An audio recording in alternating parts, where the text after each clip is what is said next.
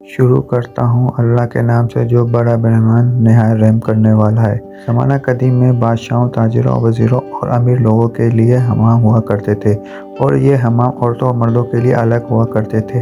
جیسا کہ دور حاضر میں مساج سینٹر اور اس دور میں حمام ہوا کرتے تھے۔ پرانے وقتوں میں ایک لڑکا جس کا نام نسو تھا، وہ لڑکی بن کر ایک حمام میں عورتوں اور لڑکیوں اور شہزادیوں کو نہلایا کرتا تھا، ان کی مساج کیا کرتا تھا۔ اس کا تعلق اسرائیل سے تھا۔ وہ عورت نما آدمی تھا، باریک آواز، بغیر داڑھی اور نازک مزاج، کسی حسین لڑکی کی طرح نظر آتا تھا۔ نسو نے اپنی ظاہری شکل اور صورت کا فائدہ اٹھاتے ہوئے ایک عورت کا روپ دھارا اور ایک حمام میں کام کرنے لگا۔ وہ حمام عورتوں کا تھا، اور اسرائیل کے بادشاہ کی ملکہ اور اس کی بیٹی سے لے کر تاجروں اور امیر لوگوں کی بیویوں اور بیٹیوں سمیت عورتیں اس حمام میں اپنا مساج کروانے آیا کرتی تھیں۔ نسو عورتوں کا مساج کرتا تھا اور ان کو نہلایا بھی کرتا تھا، جس سے نسو ان حسین و جمیل اور نرم اور نازک جسم والی عورتوں سے اپنے ہاتھ اور آنکھوں کی لذت پوری کرتا تھا۔ اور نسو یہ کام اتنی مہارت سے کرتا تھا کہ جو عورت ایک مرتبہ نسو سے مساج کروا لیتی وہ اس کی گرویدہ ہو جاتی تھی اور پھر ہر مرتبہ اسی سے مساج کرواتی تھی۔ ان عورتوں میں ملکہ، شہزادی اور دیگر امیر لوگوں کی عورتیں بھی شامل تھیں۔ نسو کی حقیقت کوئی نہ جانتا تھا۔ یہ کام نسو کا ذریعہ بن چکا تھا، اس سے پیسے بھی کماتا اور اس کے ساتھ حسین و جمیل عورتوں کے جسموں سے بھی لطف اندوز ہوتا تھا۔ نسو کی ضمیر نے کئی مرتبہ اس کو ضمیر کی ملامت پر نسو توبہ کر لیتا اور اس کے شیطانی عمل سے دور رہنے کا ارادہ کرتا، لیکن پھر وہ توبہ توڑ دیتا۔ پھر ایک دن بادشاہ کی بیٹی حمام میں پیش کی طرح نسو سے مساج کروانے گئی۔ مساج کے بعد پتہ چلا کہ شہزادی کا ہیروں سے جڑا ہار نہیں مل رہا۔ شہزادی نے حکم دیا کہ سب کی تلاشی لی جائے۔ نسو اپنا راز فاش ہونے کے ڈر سے ایک جگہ جا کر چھپ گیا اور دل میں سوچنے لگا اور کہنے لگا، یا اللہ مجھے معاف کر دے اور میرا راز رکھ لے، میں آئندہ کے بعد اس عمل سے توبہ کرتا ہوں۔ ابھی نسو دعا مانگ ہی رہا تھا کہ شہزادی کی آواز آئی کہ نسو کو تلاش کرنا بند کر دو، ہار مل گیا ہے۔ اس کے بعد نسو نم آنکھوں کے ساتھ شہزادی کے پاس آیا اور اجازت طلب کر کے گھر چلا گیا۔ گھر جانے کے بعد بھی اس نے خوب آہ و پکار کی، چونکہ وہ قدرت کا کرشمہ دیکھ چکا تھا اور اس نے اب سچی توبہ کر لی تھی۔ اس نے حمام جانا بھی بند کر دیا تھا، جس کی وجہ سے کافی دن بعد شہزادی نے نسو کی غیر حضوری کی وجہ سے پیغام بھیجا اور حمام میں آ کر مساج کرانے کا کہا، لیکن نسو نے اسے بہانے سے ٹال دیا کہ اس کے ہاتھوں میں درد ہے، اس کی وجہ سے وہ مساج نہیں کر سکتا۔ کچھ دن بعد شہزادی کا پیغام آیا، لیکن نسو نے پھر سے وہی بہانہ لگا دیا اور بات کو ٹال دیا۔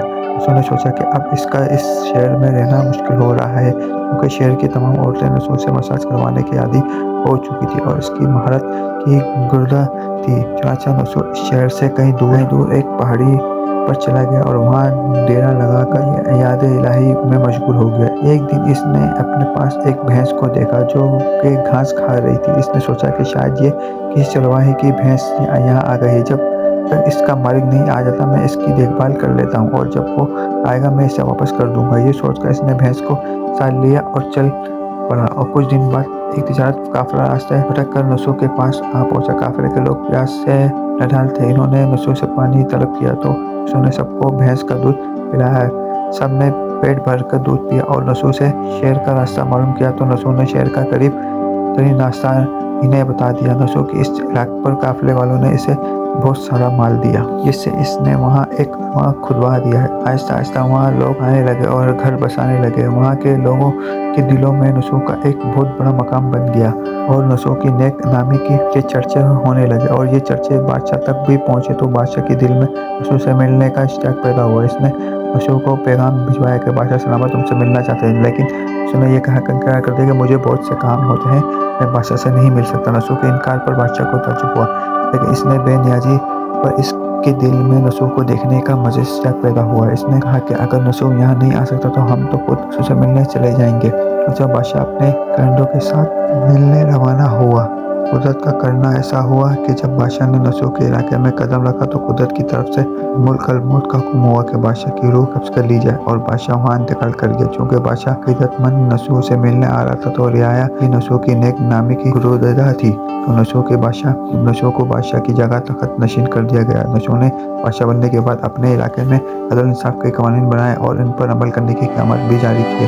پھر وہی شہزادی جس کا نسو حمام میں کیا کرتا تھا اور اسے نہلایا کرتا تھا، اس اس سے اس کی شادی کر دی گئی اور وہ بھی ملکہ کے عہدے پر فائز ہو گئی۔ ایک دن یوسف اپنے محل میں بیٹھا لوگوں کو نیکی کا درس دے رہا تھا۔ ایک شخص بولا کہ جناب، کچھ سال پہلے میری بھینس گم ہو گئی تھی۔ میں نے اسے تلاش کرنے کی بہت کوشش کی لیکن وہ مجھے نہ مل سکی، میری مدد کریں۔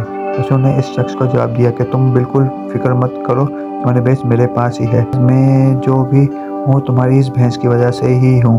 اس پر یوسف نے اس کائندوں کا حکم دیا کہ میری دولت سے آدھا حصہ اس بھینس کے مالک کو دے دیا جائے اور اسے اس کی بھینس بھی لوٹا دی جائے۔ اس پر وہ شخص بے حکم الہی کہنے لگا کہ اے بادشاہ سلامت، نہ تو میں انسان ہوں اور نہ ہی وہ بھینس جانور ہے، اور ہم دونوں فرشتے ہیں اور اللہ کی طرف سے تمہارا امتحان لے رہے تھے۔ یہ سارا مال تمہاری مبارک ہو، یہ سچ کرنے کی تمہارے انعام کے طور پر تمہیں عطا کیا گیا ہے۔ اس کے بعد وہ دونوں فرشتے غائب ہو گئے۔